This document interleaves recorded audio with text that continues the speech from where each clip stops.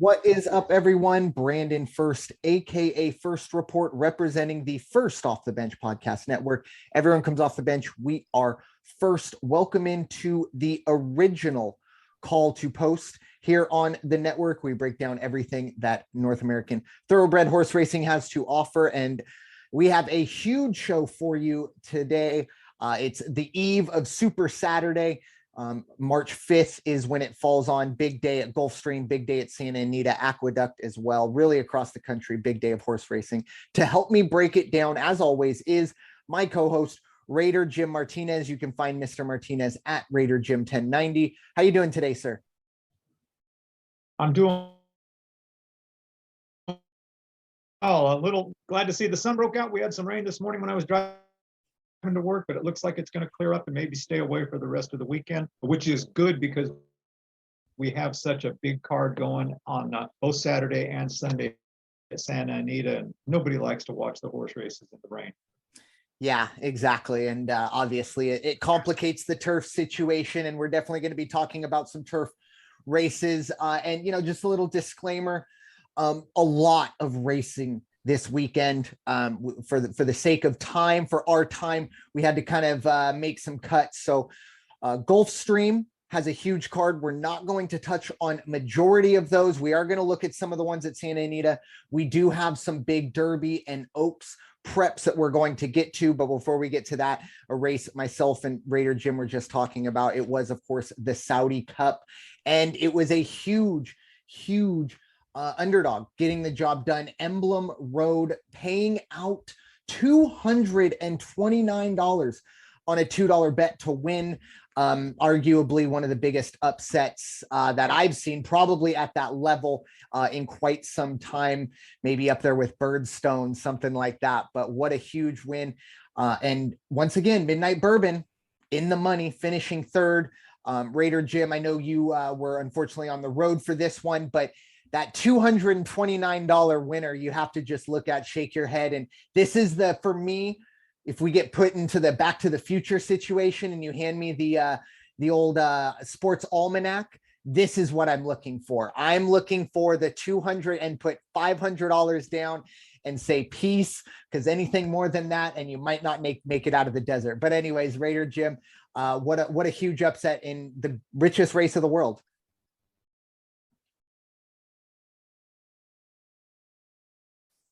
Lost you. Oh, gotcha. Okay. Well, the thoughts on Emblem Road getting that win, really the payout, $230. That's just, have you ever seen anything quite like that?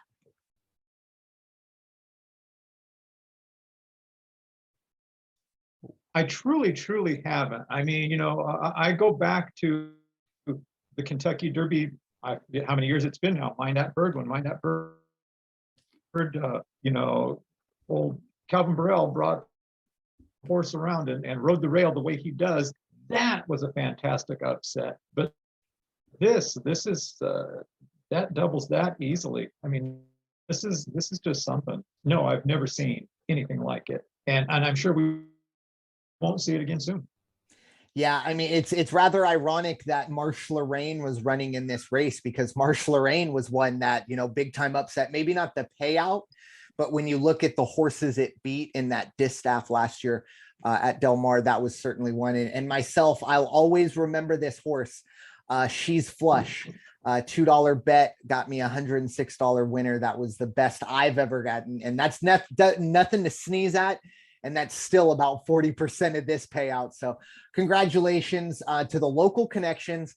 They're in Saudi Arabia, or the Middle East, where they are. That was kind of the local horse. So nice little Cinderella story there. But now it is time to kind of focus on this weekend.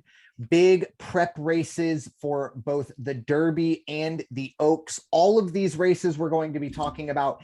50 points to the winner, 20 to second, 10 to third, 5 to fourth, with the caveat being, unless you are a horse trained by Bob Baffert, but we'll get to that in a bit. Believe me, that's kind of the overlying theme of everything that we do here for the Derby and the Oaks. But We'll start out at Gulfstream with the Devonna Dale. Let me get my notes together because there are so many races. All right, Gulfstream. It's going to be race number 6. It is a grade 2 going 1 mile on the Gulfstream dirt. Interesting to kind of point out here, despite it being 1 mile, this is only one turn, a very long backstretch. So technically a 1-turn race, but it is still going a mile. As I said, 50 points to the winner. This is going for the Oak, or going to the Oak. So of course we'll see 3-year-old fillies. Raider Jim, I'll give you the honors to get us started on the Devonna Dale.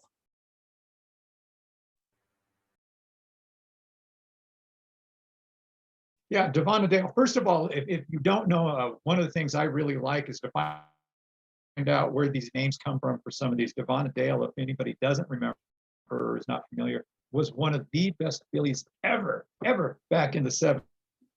In 1979, won 8 straight races after a disappointing 2-year-old run, but it won 8 straight races, including what they referred to then as the Triple Tiara. Now, in this day and age, I don't know if they would still allow it to be segregated as such, to call it the Triple Tiara. But Devonna Dale won the Kentucky Oaks at Churchill Downs, won the Black-Eyed Susan Stakes at Pimlico, won the Acorn Stakes at Belmont, and just rolled. Ended up being the 1979 outstanding female of the year in racing, and then 1985 went into the Hall of Fame. Unfortunately, as a 4-year-old, got injured and was not able to continue running, but definitely she made for herself, and that is why she is still honored today. As far as the race goes tomorrow, decent sized field.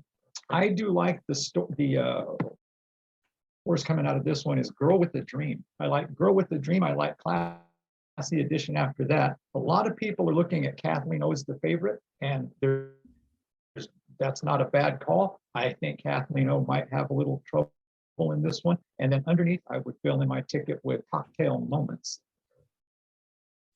Yeah, this is a very tight field. It's rather small. You got 7 runners. 6 of them are going to be 5-1 or less. Mina Grita is 20-1, really kind of the outlier here. This would be a big time upset if that 7-horse were to come through. For me, I really, really do like the 2-horse Classy Edition. 3 for 3 in its career. You got Todd Pletcher and Irad Ortiz. That's definitely something you're not going to want to miss there. I really do think not only this horse a contender here, but if it continues on, it could definitely be a contender, because I think building the Oaks right now, maybe I'm biased because of what I saw on Future Star Friday, but I really think it's about who can compete with Echo Zulu. And I think if we see a good run from Classy Edition, I think that horse kind of becomes a horse to maybe be one of those that could be there. The other horse I was also looking at 4-1 is the 5-horse. The other Ortiz brother, Jose, on Sweet Danny Girl.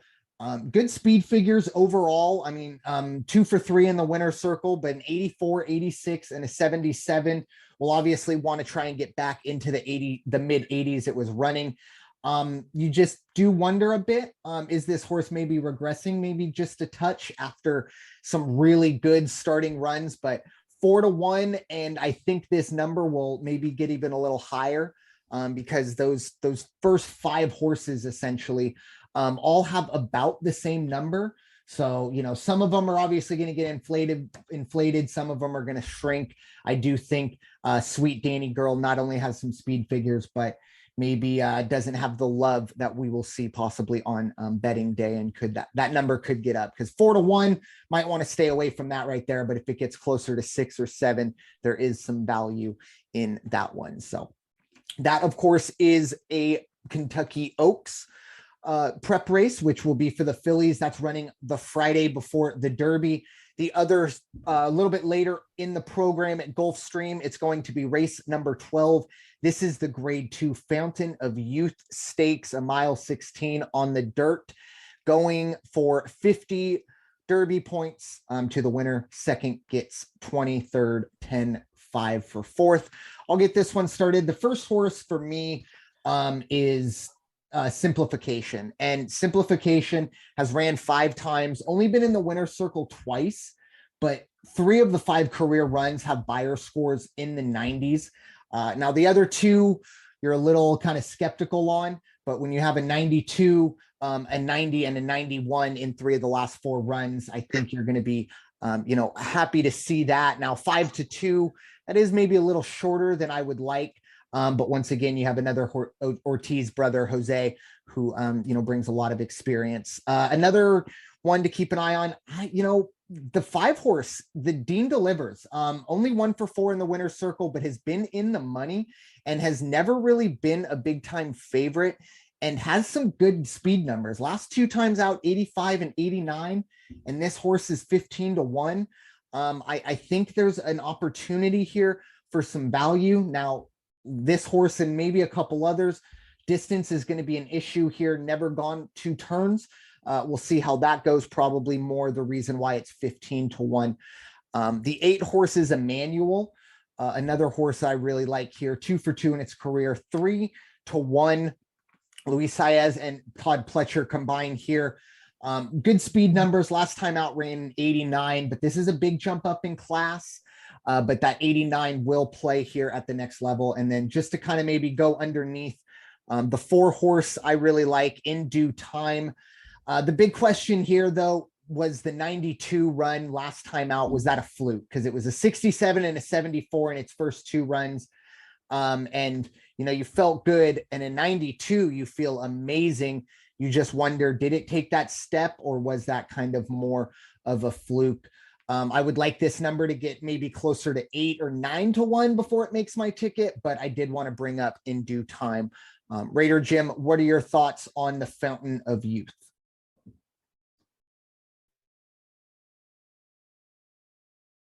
Yeah, strong field. I will tell you, it's kind of hard to look at and really pick something. I like Emmanuel, the 8 horse, 3-1 right now, as you pointed out. Pletcher's horse was side. So like underneath on this one, I'm going to have a real close watch on the 6 horse, Rattle and Roll. Peaks horse, 8-1, ran in November. I think, you can't take anything away from this horse. And I will watch that. I'm not going to be surprised at all if Rattle and Roll ends up with 20 points or 10 points. Maybe not necessarily the 50, but definitely going to be in there. I also like Simplification in this one, the 2 horse. This is the horse. Yeah, Mo Donegal was supposed to race in this race and then ended up having to be scrapped because of a low-grade fever. So keep an eye on Mo Donegal, and hopefully we'll be back in racing form before too long. But again, on the other end of what some of the things, it's nice to see that there's no risk being taken with that horse. They want to make sure its horse is safety first. So this race will forego the chance to get the 50. From the outside, you got to believe Mo Donegal would have definitely walked away with that. But as it is right now, again, I like Roll underneath. I like Emmanuel. I like Simplification. And there's also High Oak. High Oak is not is worth William Mott's horse with Junior Alvarado on board. Yeah, this is going to be a real good one. Obviously, a big weekend at Gulfstream, and this is kind of one of the big culminations, that Fountain of Youth. Obviously, 50 full points to the Derby, as long as Bob Baffert isn't your trainer, but shouldn't come into factor too much at Gulfstream. Maybe Santa Anita, but we'll get to that in a bit. Moving our focus now to Aqueduct. It's been a little while since we checked on Aqueduct, but they have, similar to Gulfstream and Santa Anita, they have a Derby and a Oaks prep race for us. Race number 9 on the Aqueduct card will be the Busher Invitational, $250,000 purse. This is race number 9, going a mile. Same situation that we saw at Gulfstream, going a mile on the dirt. However, only 1 turn because of the long backstretch. So keep that in mind. This is a tough one for me. Really, the favorite here has, pretty much everything you want. It's Radio Days, the 6 horse, currently 7-5. As good as this horse is overall, the pedigree might be the most impressive. With sired by Gunrunner and the Dam of Remembered, really cost $750,000 to breed this horse. So a lot has been expected, and we've seen very good things. 82, 83, 84 in its first 3 runs, 2 of which have ended in the winner's circle. 7-5, not a ton of value. Looking around, other than that, Magic Circle is 3-1, but still those speed numbers kind of pale to Radio Days. You struggle to kind of find someone in the 80s other than Radio Days. So for me, try and find someone maybe down there. Morning Matcha has been in the 80s. It was last November, but at 5-1 could be some value there. But for me, Radio Days, this filly's race to lose. I would expect 50 points to go in the favor of Radio Days in this one. But Raider Jim, what are your thoughts on the Buescher Invitational? Yeah, you said it. Radio Days, hands down favorite. It's a strong possibility you will see for the first 3 spots in this race. However, Sterling Silver, I'm be watching that one. 2 for 2 and averaging 46,000 on the start. Won its last time. Right now at 8-1, that's not bad. Even if you can get to 8-1, maybe even 6-1, definitely worth filling in underneath on that one. What are your thoughts on Sterling Silver? Yeah, this is a tough one, I think, for everyone that isn't Radio Days, because you get so sucked into that. Because a lot of what handicapping is, even for 3-year-olds and 2-year-olds, it doesn't fully translate, but a lot of it's the speed numbers. A lot of it's what it's been at. And with 3-year-olds, obviously, it's kind of a small sample size. Any of these horses, obviously, they can turn it on in the morning. I think Sterling Silver is one of those as well that's going to be getting some looks. And, 2 for 2 in the winner's circle. With a 61 and a 77, it's hard to get away from that, and that's not even really too far off of what Radio Days has done at its best. So this is going to be a tight field, but I just Radio Days looks around, I think, and knows it's the best. But Morning Matcha, Sterling Silver, maybe even a couple other ones might be able to be that fly in the champagne for Radio Days. But it's hard to get away from that one when you just have such a complete horse, even to the pedigree. Gunrunner is one of the best horses overall on track. And then when it comes to siring duties, very, very, very impressive. So moving on to race number 10 at Aqueduct. This will be the finale of their Super Saturday. It is the Grade 3 Gotham, $300,000 purse, going a mile, same thing, 1 turn with the long backstretch, going a mile on the dirt. Raider Jim, I will give you the honors for the Gotham, 50 points on the line, as long as Baffert isn't your trainer, to the winner. What do you like? Well, and again, I was going to say, here it is. Here's our first look at the race with the number 10 horse on the outside at 4-1. Definitely has potential to come across and end up in the winner's circle, and that is Rockefeller by his Robert. It's going to end up, I think he's definitely, because this horse will definitely in the money, definitely in the top 4. It's got to be in the top 4. I just don't see how that does not happen. But the horse I like to win this race is probably going to be Asmussen's horse, Morello, out of the 9 spot, right? Store to Bob Baffert. So Ben Hur type stuff as they're going around the final turn. And, maybe they're going to get a little close to each other and see what kind of drama we can have with this race. But at 3-1, I like the horse Morello. Also like Dean's List, the 5 horse Dean's List. That's what I was looking for. 7-2 right now. Dean Fletcher, that horse very strong, is going to make a good race out of it. Also, I like Glider 2-spot.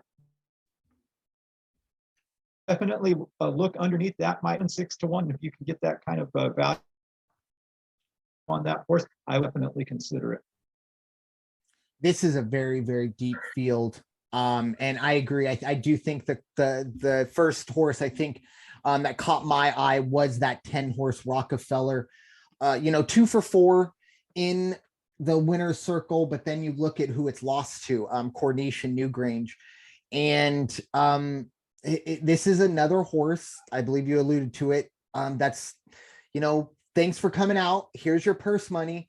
But you're not going home with the Derby points for Bob Baffert. I mean, if Rockefeller comes in and wins this race, you could sit here and make a case that as of right now, maybe the top 3 Derby horses are not eligible for said Derby, with Rockefeller, Corniche, and Newgrange. Now, obviously, as you said, Morello and others are going to have something to say about that. I also do like the 8-horse Bold Journey. William Mott trained. Good speed numbers considering the morning line price of 6-1, 3 career runs, only been in the winner's circle once. However, a 78, an 84, and an 85. I really, like those numbers from a 3-year-old starting out at this spot. All of its runs have been at Aqueduct, so there is that familiarity there. However, what's going to kind of go against the familiarity for Bold Journey, this is now its 4th different jockey and is in as many races. So, I know a lot of people don't put a ton of stock on that. But for me, I got to feel like, that the comfort level has to feel, a little bit better when you have kind of a jockey that is always there.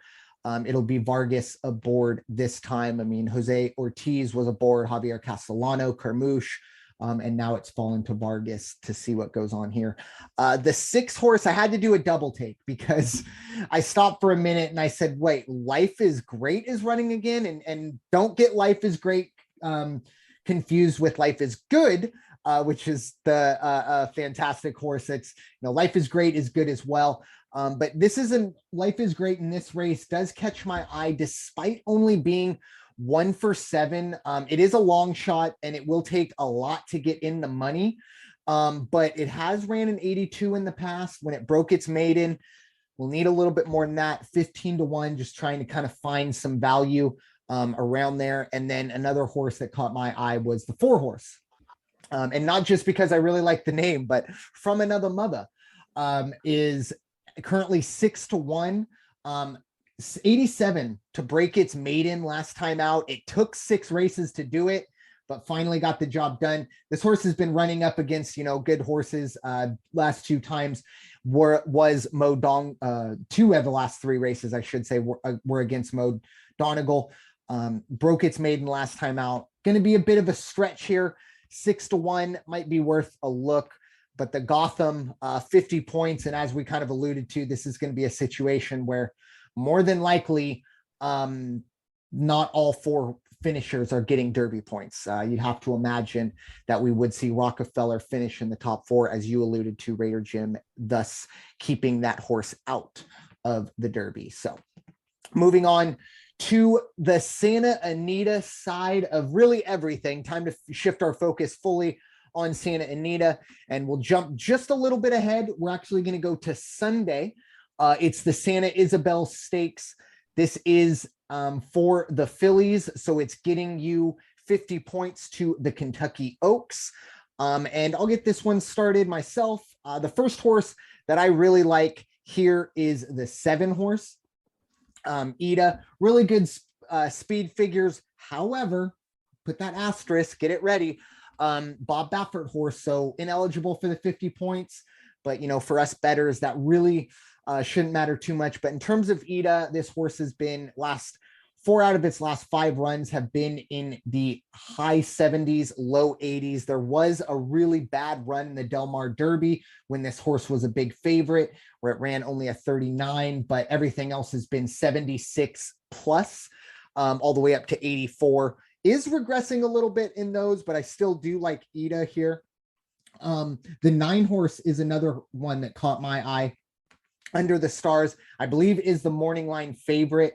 The distance could be an issue here. We're going a full mile. 7 furlongs is the longest this horse is stretched out to. And this horse has already lost to Ida in the past, going back to the Desi Arnaz last November at Del Mar. For me, really good horse. I just don't really like the price at 8-5. Not a ton of value. And then a horse that is kind of one that I looked at, but had to kind of throw out. And that was the 2-horse, Ain't Easy. Philip D'Amato, Jose Velasquez, hasn't ran since last October. And since then had some surgery to remove bone spurs. Now, I really hope this horse returns to form. I want all these horses to return to the top echelon of where they were. I just, at 5-2, or a short number like that, I'm not ready to kind of jump on board and put my money on a horse coming back, from 4 or 5 months into its 3-year-old year. I think it's a little bit too much to ask. Just my personal thoughts. But Raider Jim, what are your thoughts on the Kentucky Oaks prep race at Santa Anita?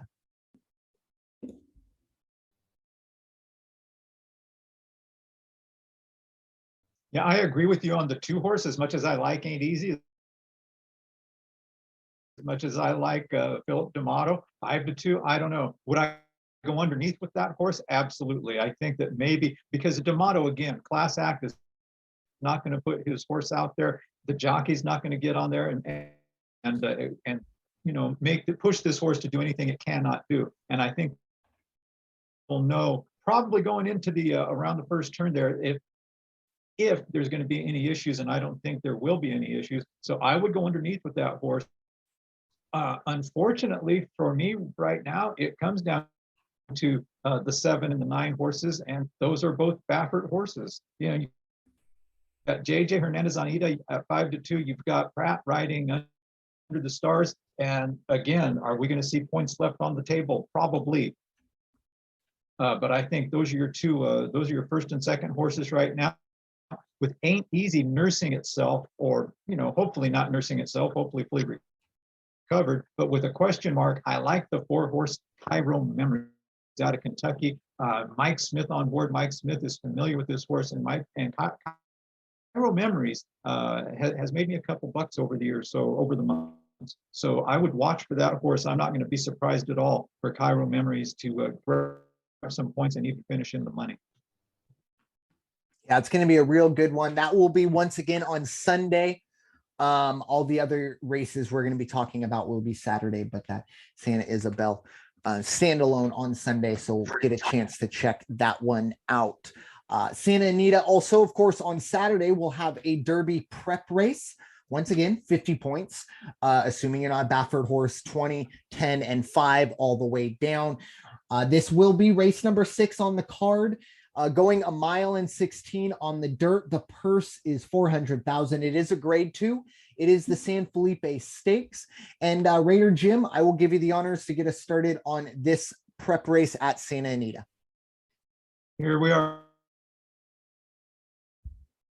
Again, when you see 2 horses that are, the morning lines are just no value, and they're favorites for a reason. And unfortunately, the match race, if it lines up, is going to be the 5-horse and the 6-horse. The 6-horse Forbidden Kingdom out of Kentucky, JJ Hernandez on board, trained by Richard Mandela at 8-5. Right next door in the 5 slot is going to be Doppelganger, trained by Bob Baffert, ridden by Flavian Pratt at 9-5 right now. So again, I know our focus is supposed to be on letting people know who we think our money will be on and the reasons why, but it's really hard to ignore the elephant in the room, which is all the potential points, the potential for all the points that could be just left in the dirt, on the table, however you want to put it. And Baffert is just lined up to really screw up the point standings in both the Oaks and the Derby.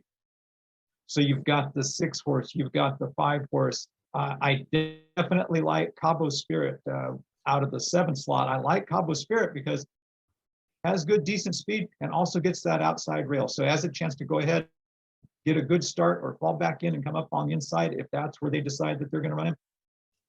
but I do like the 7-horse. I don't see any surprises out there. You never know, though. On the inside, on the rail, you've got Happy Jack with Abel Cedillo and Doug O'Neill is the trainer. At 8-1, that's a good value for your underneath horse in this race. Yeah, like you said, it's definitely lining up to be a match race, if you will. Obviously, I think Forbidden Kingdom just gets the courtesy of being the morning line favorite on the fact that it has beaten Doppelganger earlier this year at Santa Anita in the San Vicente. So, that will probably be the reason why it's, 8-5 and probably get some love to get closer to even money when this race does go off. For Forbidden Kingdom, really very impressive last time out in that San Vicente, running in 94. But, before that was kind of pedestrian, at least at this level. So we'll see if that might have been a bit of a fluke. And I agree with you. You have to find other value here. I agree with you on Cabo's Spirit. I think that's a bit of a big time value there. And Armagnac is another one that took a big step forward. You got Velasquez aboard. Now it's still a Baffert horse, so we can't get too excited about points for this horse. But once again, we're talking about betting here. And I do think the 82 will play. It will need to kind of improve, but I do expect this horse too. But I think it will be the 5 and 6. And then you got to kind of fill out your card below that. Cabo's Spirit, as you brought up, and Armagnac and Happy Jack, like you brought up, definitely possibilities. But that 5-6 combination, or that might just be maybe the race of the day overall throughout the country. And I really, outside of Gulfstream, I think Gulfstream is the only place that Baffert, isn't going to have his fingerprint, at least on the Derby prep or the Derby and Oaks prep races. Santa Anita and Aqueduct are pretty littered with the Baffert horses. So we'll see how that all plays out in the San Felipe Stakes and throughout the whole weekend for that. So time to switch focus a bit. We're still going to stay at Santa Anita, but it's going to talk about some 3 races that, there were just no prep races, anything like that, just some of the best horses in the game. And we'll start first with race number 5. Once again, for the sake of time, this card is absolutely stacked. We can't get to all of them, but feel free to keep an eye on Twitter. We'll be dropping something for you on Saturday, I'm sure, with some of these. But race number 5 is the Grade 2 Buena Vista Stakes, going a mile on the turf. The purse here, $200,000. It is a Grade 2. Really good field here. I'll get this one started. The 2 horses that I really like are, kind of what everyone likes in terms of the morning line. You got the 10-horse Going to Vegas and the 4-horse Mucho Unusual, easy for me to say. But for Going to Vegas, this is a horse that was maybe one of the hottest horses out there heading into Breeders' Cup weekend. Ran in the Breeders' Cup Filly and Mare Turf, was 8-1 and really struggled. Finished 27 lengths off the lead, but that's the top of the class there. But before that was running in the 90s consistently. I expect this horse to get back to that. Richard Baltus, Flavian Pratt. You can always kind of expect there to be a lot of cohesion there. So keep an eye on Going to Vegas. Now, Mucho Unusual finished second in last year's race when this horse ran a best of 97 in terms of a buyer score. That's great. However, since then, 3 runs since, an 88, a 90, and an 89, which aren't great. But at the same time, you're going to need to improve a lot in this one to get in the money. And then there were some horses underneath I had an eye on. Tony Ann is the 2-horse, very consistent 4-year-old that has, essentially kind of been lightly raced for a 4-year-old. Only 5 career runs. Keep an eye on that. We'll need to get into the 90s, though, to have a chance, and it has not done that. 87, 86, and 86. So we'll need some improvement, but 6-1, keep an eye there. Might be worth a look. Legs Galore is 7-2. Only 3 of its 12 runs have been at this distance of a mile. They haven't been terrible, but I really think the way this horse runs with a lot of early speed, Legs Galore, I think you expect this horse to be on the lead. With horses like that in a big field with a lot of class, it's a lot about positioning. So keep an eye on that. Obviously, you can't make like a live bet heading into the stretch, but something to think about. And the last horse I want to talk about is a horse that, it's kind of, where has this one gone? And it's the 4-horse Madone, who started out its career looking like arguably one of the best turf fillies we may ever see. And since then, since winning 4 of its first 5 races, has won 1 of its last 6. While it's been running at some really, really good numbers, or I'm sorry, not numbers, running against some good talent, it still hasn't been in the winner's circle for Madone, a horse that I think a lot of people expected to be a very, very good turf horse throughout its career. Look maybe for this horse to kind of bounce back, but it's going to be a tough ask in a very, very good field in the Buena Vista. But Raider Jim, what are your thoughts?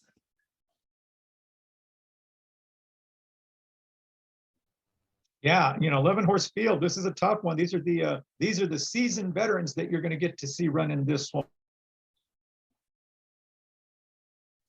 I do like Legs Galore in this one at 7-2. I will definitely take Legs Galore. I like 10 and 11 as well, going to Vegas. Mucho Unusual.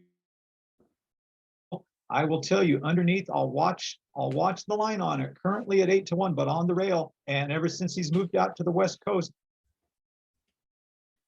Joe Bravo seems to make things when you expect it. So watch closing remarks out of the rail spot, the 1 spot, 8-1. Don't be surprised if that is down to 6-1. I won't be surprised. 2-2. I do like. I will keep an eye also on Tony Ann, but I think Legs Galore still has a little bit of gas in the tank, and I like the way it's going to run tomorrow. Yeah, it's going to be a really good turf race. A really good day. I mean, there's a lot of turf races. Really, I think 2.7 million will be handed out at Santa Anita through purses on Saturday, and the Buena Vista is one of those, definitely. So moving on to race number 10, it is the Grade 1 Frank E. Kilroy Mile Stakes. As the name suggests, we are going a mile on the turf at Santa Anita. Raider Jim, I will give you the honors. What are your thoughts on the Frank E. Kilroy Stakes? Yeah, now indulge me because here I go. It's Frankie Kilroy Mile. Who is Frankie? We name a race after him. Well, let me tell you, his was a doctor, and he had one of those was a gentleman named Eugene Wood, who was the president of the Naco Racecourse back east. When that gentleman passed away, Frankie Kilroy's dad became president of the Metropolitan Jockey Club and eventually gave Frank E. Kilroy a position, and he came under the tutelage of one of the racing aficionados of the day back east, and that's where he kind of cut his teeth. Now, he was known in the racing circle as, everybody knew him as Jimmy Kilroy. Well, why did they call him Jimmy? Because when he was born, his brother would come home, little guy, and would just say, "Hey, Jimmy, how are you?" For some reason, he didn't call him Frank. The name Jimmy just always stuck, and so Frank E. Jimmy Kilroy. And later on in his life, when he got inducted into the Horse Racing Hall of Fame, and he was asked, "So do you think racing made your life?" And it didn't make my life, but racing my life. And I thought that was a really what a testament to how much he enjoyed what he did. He was also decorated war veteran and fought in the Battle of the Bulge. Frankie Kilroy, Jimmy Kilroy, was a man who really lived a full. He is mental. If you've ever been to Del Mar, if you ever went to Hollywood Park, if you ever been to Anita, he is the reason. He saw that there was a void in racing because of the winter season, and he was the one that pushed for it and got these West Coast tracks. There needs to be a lot more than a horse race named after in California. Anyway, that's my tribute. Frank Jimmy Kilroy. As far as those, I like the horse Count Again. Count Again. How about that? He's going to be ridden by Flavian Pratt. Pratt at really doing things to his weekend because he's riding some great horses. So I like on the 4-horse in the Kilroy Stakes. Also, there's Lawbrook right next door in the or almost next door in the 6th spot. I like the 10-horse play is with Rispoli on board, trained by Richard Ball. I don't think you can go wrong with any of those. And underneath, I would go with Mandela's 2-horse Subconscious.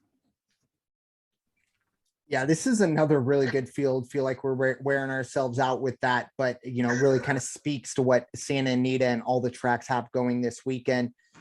The horse that definitely jumps out to me, and I really like the value here, it's the 8-horse Space Traveler. Ran in the Pegasus World Cup Turf Invitational, where it was kind of on the same card as that Pegasus World Cup back in January at Gulfstream. And, besides the fact that Gulfstream, come on, why are we still doing hand time?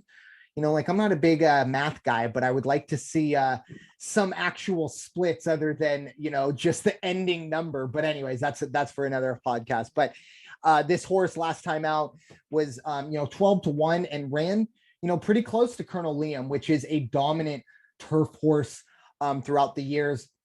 And Space Traveler was, on that area at 5-1. I think there's value there. I agree a lot with you with Count Again. Last year in this race, came in as a 16-1 shot and nearly shocked everyone. Ran in 98, finished 3rd. And then just kept that rolling. Took a little while, I think, for the country and then the odds makers to kind of figure out that this horse was actually going to be running in the 90s. Now, unfortunately, because of the horses it's running against, last time out in the Thunder Road did get into the winner's circle. But, when you're talking about losing to horses like Colonel Liam, Domestic Spending, United, Mo Forza, you're racing against some of the best. So while it hasn't been in the winner's circle a ton, it's put up some really good numbers. 95 last time out, a couple 97s at Del Mar and Churchill last year. I think that's very favorable for Count Again, 7-2. And I think you brought it up at Flavian Pratt and Philip D'Amato. You could get a lot worse in the owner jockey combination there. So Bob and Jackie's another one that's just a little more near and dear to my heart, because this is a horse that seems to be on the West Coast and is always kind of in races like this. Never a huge factor, but you're just kind of waiting for this horse to finally do come in. It did win the San Gabriel when it was 5-1, and paid a little bit out in the San Marcos. Going to have to really step up here, and not really anything to tell you bet other than the fact that, hey, I like the horse. It's been a horse that's been on my radar for quite some time, just because it seems to always be in this race, and it always is a bit of a long shot. But I don't think today's the day for Bob the Jackie, or tomorrow, I should say, is the day for Bob and Jackie. But moving on to the final race that we're going to be talking about, and the final race of Santa Anita's big card, and really their biggest race, I would say, of their winter/spring meet. It is the Santa Anita Handicap, a grade 1, going 1.25 miles on the dirt. Got some really good horses running in this one. The one that jumps out to me is Stiletto Boy, and Stiletto Boy at 5-2 is somewhere this horse has never been. And the only reason I say that is because of where the odds are right now. I'm going to go through the last 5 races for this horse and what its odds were. 22.5-1, 55-1, 50.5, 51.5-1, 19-1, 26.5-1. 4 out of those 5 runs got Stiletto Boy in the money. And when we talk about the horses it's lost to, this is going to tell you the type of class it's been against. Life is Good, Flightline, Knicks Go, Medina Spirit. That might be the 4 of the top 8 horses.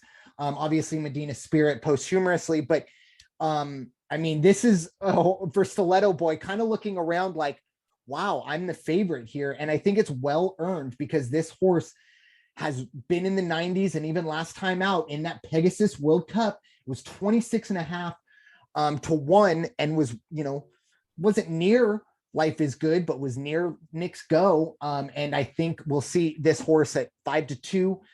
Definitely perform today. Once again, won't get the same value we've been seeing lately. The other horse that I like underneath is Express Train. I believe this is the favorite at 8-5. John Sheriffs and Victor Espinosa teaming up here. Going to be a tough ask for a lot of these other horses. Express Train pretty much lives in the high 90s, low 100s. If it can continue on that path, it will win.